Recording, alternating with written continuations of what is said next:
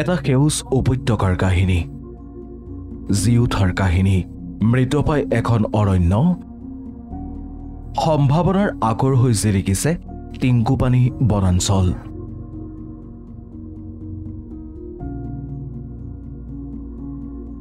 চালে চকুৰোৱা, মন প্ৰশান্তিৰে স্থিৰ হোৱা এয়া যেন প্ৰকৃতিৰ ভূস্বৰ্গ।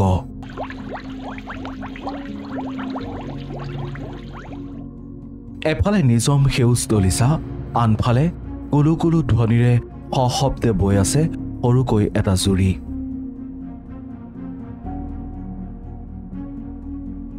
প্ৰাণবন্ত হৈ উঠা গছলতিকাৰ সাবতা সাবতিকৈ থকা দৃশ্য।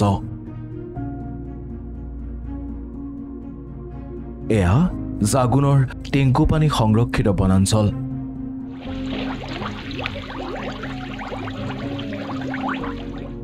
ছবছৰ পূৰ্বলৈকে এই বনাঞ্চলখনত চলিছিল একাংশ অসাধু লোকৰ হাতোৰা। বনদস্যুৰ কবলত ধ্বংসপ্ৰাপ্ত হৈছিল বনাঞ্চলখন, যাৰ ফলত পাৰ্শ্বৱৰ্তী অঞ্চলত বৃদ্ধি পাইছিল হাতী মানুহৰ সংঘাত। বন বিষয়া ৰঞ্জিত ৰাম প্ৰমোদ ফুকনৰ প্ৰচেষ্টাত পুনৰ গঢ় পালে টিংকুপানীয়ে।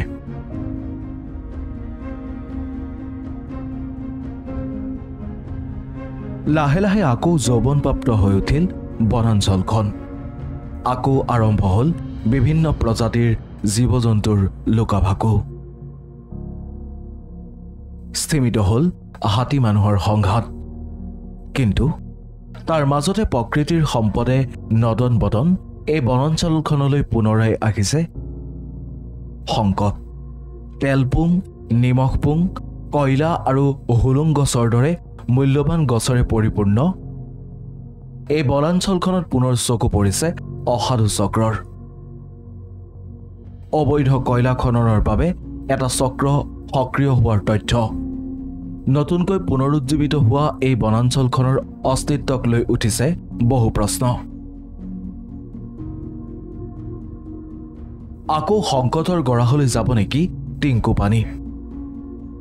মোহাৰি সামৰি নিব নেকি এই জৈৱ বৈচিত্ৰ্যক?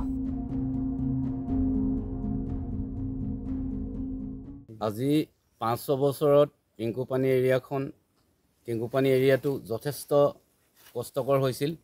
যে দুষ্কৃতিকাৰীয়ে আমাৰ কাঠ, কয়লা এইখিনি গোটেইখিনি খানি গোটেই ৰিজাৰ্ভখন ধ্বংস কৰি দিছিল টিংকুপানী এৰিয়াটো। তাৰপিছতে আমি যেতিয়া আমাৰ মাননীয় সন্মানীয় DFO sir Ranjit Ram DFO sir যেতিয়া আমাৰ আহিল, তেখেতে এইদৰে আমাক ছাগেশ্যন দিলে যে ৰাতিও যাব লাগিব, দিনতো যাব লাগিব। আমাৰ প্ৰত্যেক ষ্টাফ ধৰক আমাৰ গোটেই বনকৰ্মী সকলো লগ লাগি আমি ৰাতিয়ে দিনে আমি ইয়াত ডিউটি কৰিবলৈ ধৰিলোঁ। তেতিয়াৰ পৰা আমাৰ এতিয়া কোনো গছৰ ডাল বা কয়লা কোনো ইয়াত হেৰি নাই, এতিয়া কাটিব পৰা কোনো হেৰি নাই। এতিয়া আমাৰ সেউজ হৈ বনানীকৰণখন উঠিছে এতিয়া। আৰু যদি ইয়াত যদি কিবা এটা হৈ যায়, ধৰক এই ৰিজাৰ্ভখন যদি এটা টাইমত আগৰ নিচিনা যদি ধ্বংস হৈ যায়, তেতিয়া এই গোটেই জীৱ জন্তুবিলাক আমাৰ গাঁৱৰ ৰাইজৰ তালে জাগুনৰ গোটেই মানুহবিলাকক অলপ অসুবিধা দিব। জাগুনৰ পৰা বীৰৰ সহযোগত নিউজ ডেস্ক।